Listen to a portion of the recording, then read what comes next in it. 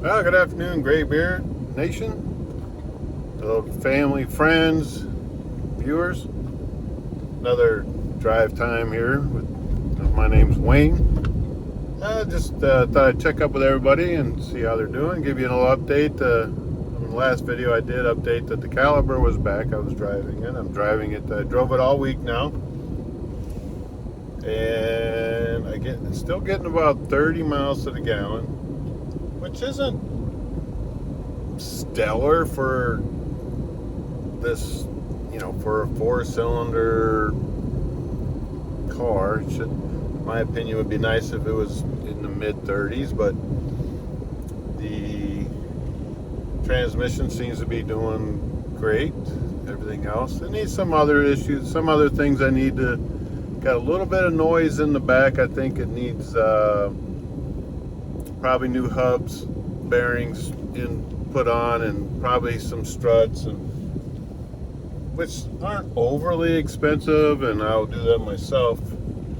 I mentioned last time these new rotors. I'll check the brake pads, probably replace them. They're not that expensive. I think they got a lifetime warranty on the brake pads, but I'll have to look at back in my book. I don't even know where I bought them. I've had them. They've been on there for so long. But if they are wore out, I will go back and get a new set. If I can find the receipt. That's always the problem. Finding receipts for me. I just put 10 gallons of gas in it, 300 miles on the money. I still have another trip and a half, I guess you say, like drive home. It's nice to put $27 in it for a full tank of fuel compared to what I was doing with the Tahoe if I was filling it up. But I could go all week with that, all 5 days in the week. It's 80 miles a day round trip. I've been driving it since Monday, and I had probably 20 or probably about 20 some miles on it before I started driving to work. So I probably could have went till tomorrow on my way home and fueled it up. Even with the amount of fuel I had in it, I probably could have got home and then filled it up later. But a couple of news items out there. They've selected a new pope today, and a first American pope for those that are interested. From Chicago area, I think. We'll see. For those that are of the Catholic faith, I am not. I do believe in God, and that's a religious thing. But anyways, let's see what's going on in the vehicle world. Most manufacturers are producing garbage, if you ask me. I don't care what you're driving, what brand they've had they're putting so much horsepower in these little engines that, I say little engines, small displacement engines, we'll use that. I'm concerned. Let me know what you think. I think it's foolish for GM to put a 4-cylinder engine, turbocharged engine in a pickup truck. If they got better fuel economy, I don't know if I believe it. They're getting the fuel economy out of them based on the transmissions. Some are 8 and 10-speed transmission. The RPMs aren't there, so they're constantly shifting. What I believe, but hey, it is what it is. It's a balmy 80 degrees-ish here today. AC's working good. I had to charge it up. I think I mentioned that. Yeah, it has slow leak.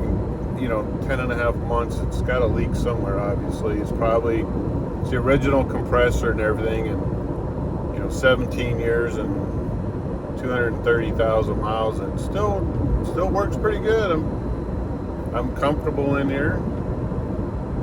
Let's see. I don't know. Let me know what you guys think about these modern vehicles. Do you really think it's worth the money for them? I know I brought this up before. I just don't.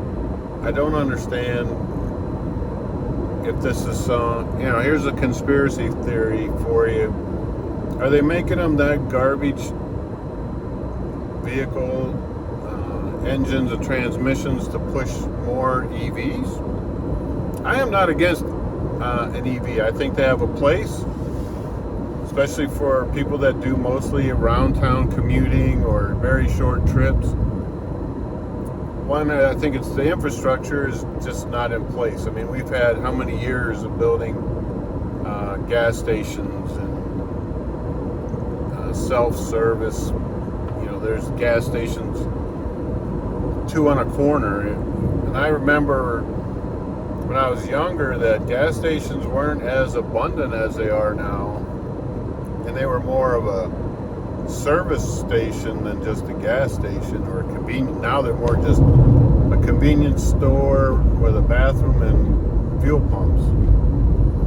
Where before, I remember, a lot of them were, not all of them, mind you, but a good majority of the ones that did sell fuel, they had a service area. They were fixing tires, replacing tires, doing minor maintenance on cars. Now, they have specialty stores, if you will, for tires and alignments. You can't hardly find a decent